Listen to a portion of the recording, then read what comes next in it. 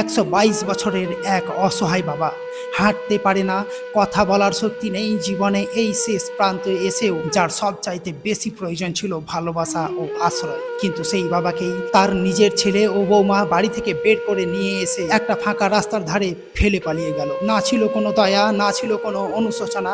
রোদে ধুলায় পড়ে থাকা সেই নিঃশব্দ মানুষটিকে হঠাৎই চোখে পড়ল এক দয়ালু পথচারী। অপরিচিত হয়েও তিনি তাকে স্নান করান, খেতে দেন, সেবা যত্ন করেন, হাসপাতালে নিয়ে গিয়ে চিকিৎসা করান এবং সুস্থ হওয়ার পর একটি বৃদ্ধাশ্রমে নিরাপদ আশ্রয়ের ব্যবস্থা করে দেন।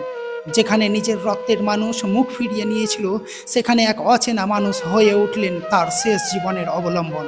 এই কাহিনী শুধু একটি ঘটনা, গল্প নয়, এটি আমাদের সমাজের নিষ্ঠুরতা আর মানবতার অবশিষ্ট আলোকে একসাথে দেখিয়ে দেয়। রাজগ্রাম ফিল্ম এই দয়াবান মানুষটিকে স্যালুট জানাই। কি বলবেন আপনারা এই দয়ালু ব্যক্তিটার জন্য? ভিডিওটি একটি শেয়ার করে আর কমেন্ট করে দিন প্লিজ।